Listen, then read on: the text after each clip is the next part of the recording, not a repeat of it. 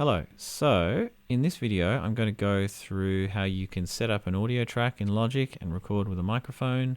Also going to show you how you can add tracks so you can put in backing tracks that you want to record to. And I'll also show you how you can set up your interface so you make sure you're getting the right signal flow.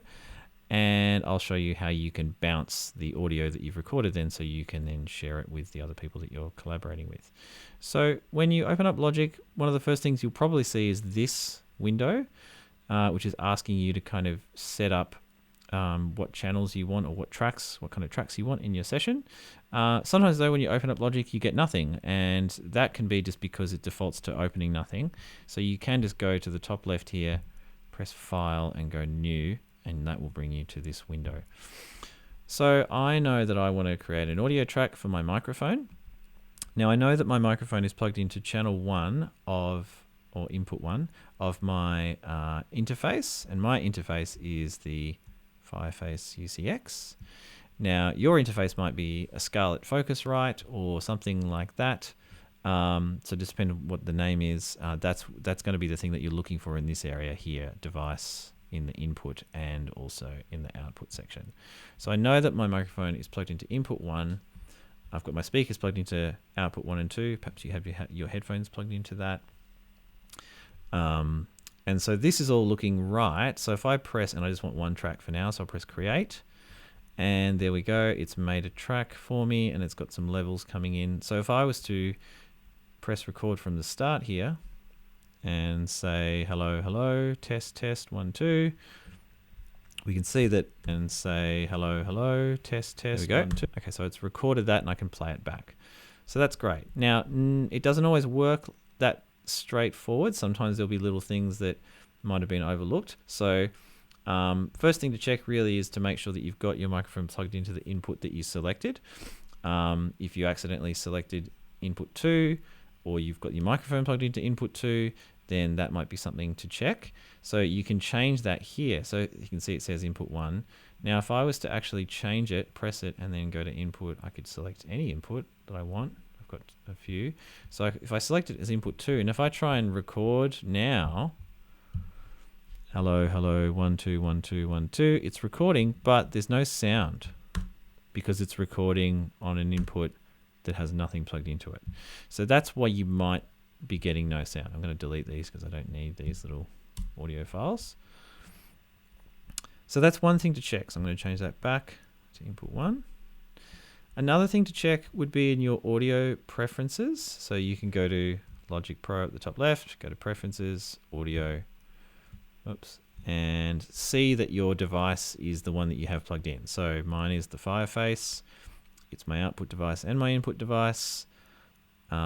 Buffer size is something you want to keep sort of around 128 or 256, depending on your computer. The lower the number, then it'll mean that you won't get any latency, or you'll get, unnoticeable latency when you're recording, which means you can sort of listen to reverb and effects in real time, which can be good.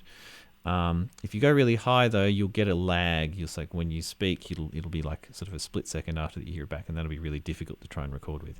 So usually 128 is a pretty good spot to do that, to make it feel natural. So you can press apply if you've made any changes. I haven't actually made any changes, so I'll leave it.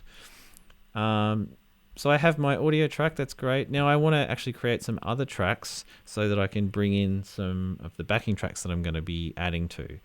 So I can press the plus button here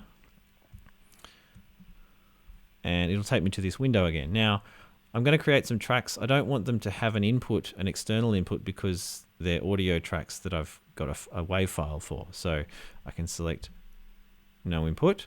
I'm going to make maybe 4 of these. So I can go down to number of tracks there and change it to 4. And I can press create. Okay, so there's my 4 tracks. Now I want to bring in some audio files, so I can bring up here some files I've got. I'm going to bring in the drums. I'm going to start at bar 2. I'm going to bring in, now I could actually bring in all of these.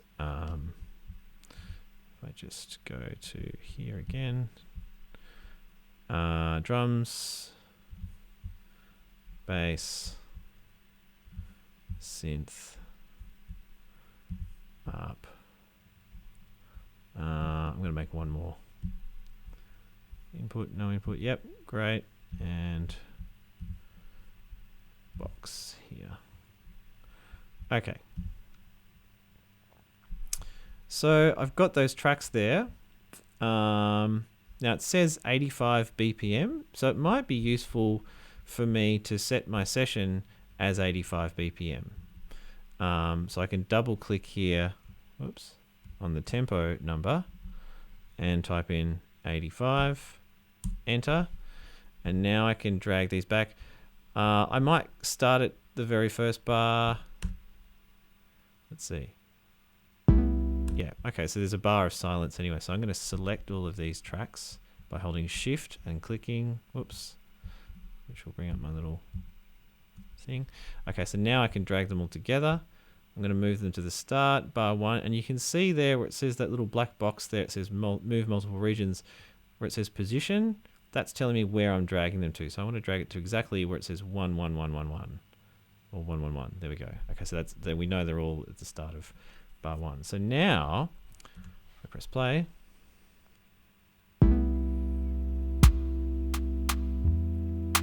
great, and I'm going to put the click on just to see if it's in time.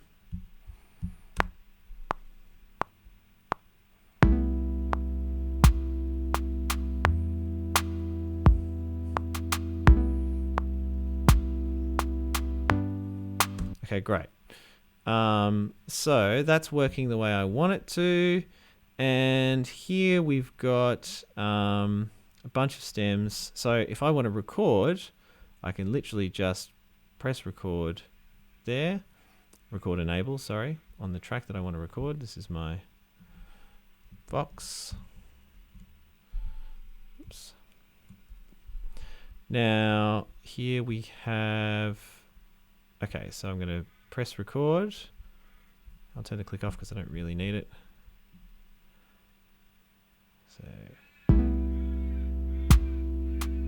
So now anything that I say is going to be added to this recording, which is obviously not really what I want over this track. But just to show you, so now anything that I say, great, is going to be added to this recording. Okay, so I know that I'm doing that well. I do have a vocal that I've prepared earlier. Whoops. So you can hear a bit of that, which will be, comes in. I don't know about my dreams. All right. So let's say I've recorded my vocal down there, and I'm happy with how it sounds. And let's say I want to actually kind of keep this in. Let's say I move it somewhere. Actually, I don't need to do that actually. Okay, but let's just say, for example, that this up here is the thing that I want to export to share with everyone else. So what I want to do is I want to make sure that now I'm ready to export it, basically.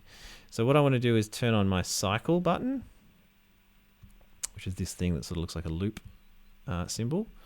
Turn that on, and now it brings up this little yellow thing, which I can drag around anywhere, and I can also extend out the ends of it and the start of it to anywhere I want. What I want to do is I want it to be exactly the same length as these stems, so that when I share it with someone else, they can just line it up with their stems and it'll fit perfectly. So I know that we started at the very start, like position 1, 1, 1. So I'm going to drag it to there, and you can see it does that, 1, 1, 1. And I want to see, I'm going to zoom in here, so I'm using the trackpad to do that. Otherwise I can use these horizontal zooms or vertical zoom if I want to go wider at the top, but often the trackpad will do that for you if you use 2 fingers. So I'm moving this out to the very end, which it just looks like it goes to bar 29. If I zoom right in, yeah, you can see it goes to 29 there. So I've got my cycle range exactly the same length as the stems, which is definitely what I want. And I know that I want to share this little thing that I did of spoken word over the top. So, but what I want to do is I only want to hear what I've recorded, because I don't want to export all the stems. So if I press solo on the vocal, now you'll hear a bit of spill because it's so now anything that I coming through my speakers, but so So now anything that I say is going to be added to this recording. Yes, okay, that's what we want to export. So I've pressed solo, and now what I can do is go up to the top to File and go to Bounce and go to Project or Selection. So it's really important, I'm just going to go through that again, that you solo the thing that you want to export so that you're only hearing that and you're not going to just export everything else that you've already got there. And that you've also set your start and end points of the cycle range to be exactly the same length as the stems. That's the important thing. So once you've got that, yeah, you go to File, Bounce, Project or Selection. There are lots of ways that you can do this, but this is generally the sort of most straightforward way. You probably want to bounce it as a WAV file, PCM. That's the one up the top there. File format, you can check WAV is what you want. 24-bit is usually what you want. In this case, 48,000 or 44,100 is either of those would be fine. Probably 48,000 is what most of you are working with.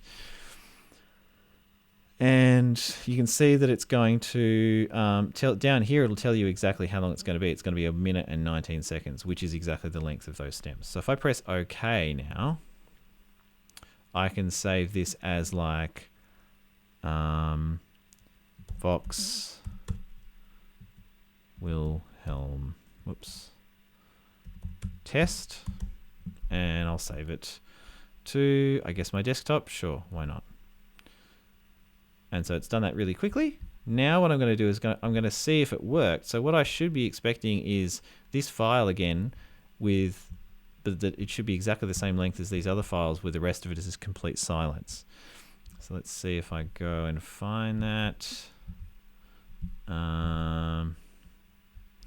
This is going to be interesting to find on my desktop.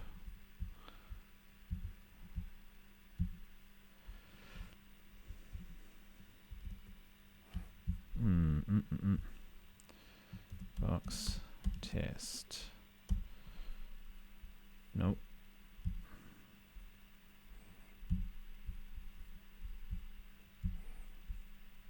There it is up the top. So now I can drag it in to Logic and I can give it its own track. So I'll make new track. Yes.